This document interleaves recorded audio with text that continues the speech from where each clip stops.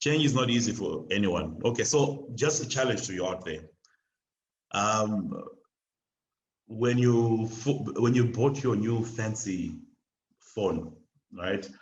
How many of you, resisted using it, even though you know that this was the best thing? You can make presentations on it. It's got new software, new technology. I bet that there are quite a number of you who kept on maybe holding on to your old phone, right?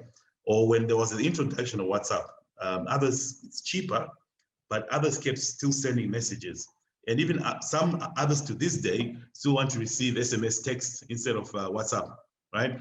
And also, if you look at the top 10 stress factors, the human life top 10 stress factors, you'll find that in there, they've got some two seemingly positive life changes, right? But because it's a change, it's going to be very difficult. And I'll point out those two.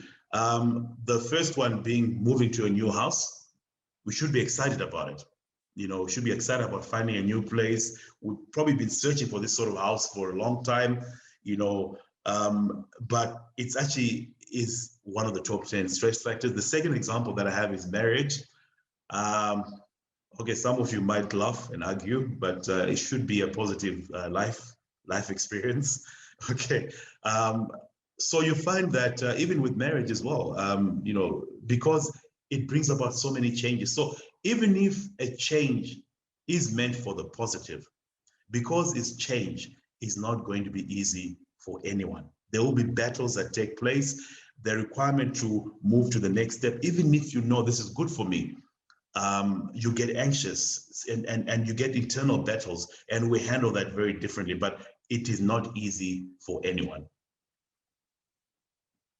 All right, and part of the reason why it makes change difficult is that this fear of change can make people very uncomfortable. The risk perception stimulates resistance within them, right? So there's anxiety, there's maybe lack of information too around that particular change. They've got some imagined scenarios that take place in the head, and some of them are quite disastrous. So you find when you interact with such people, your engagement is not going to be very positive. So we need to make note of that. And with that, I'm sure we can make a little bit more effort to try to change people. Okay, suffering is something that touches each person differently. All right, so we're going to have ego at play in some cases when there's a change. Maybe you're taking away a role that I was doing, physically, and maybe I have less people carrying out an activity because you've automated the system.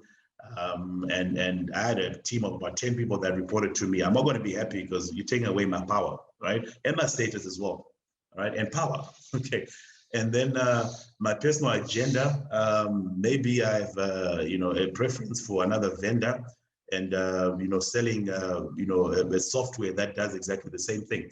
That I'm not going to be happy with the new vendor that comes on board that's been appointed if it's not up to, according to my liking, especially if I'm in a position of power. So you find that, those are the normal, sources of antagonism whenever you get into a project environment. And we're telling you this so that, you do not get surprised.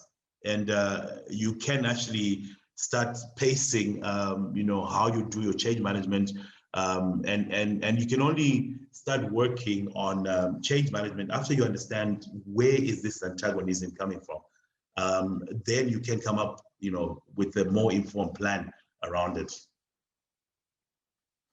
Okay, so just to talking further about antagonism, a description for you of what to look out for, of what an antagonist is all about.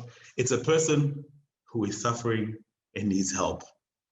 All right, so just flip it around. Do not, when you roll out projects, you meet antagonism, actually be in a position to kind of be empathetic. It's quite a key skill that you need as a project leader, as a change leader.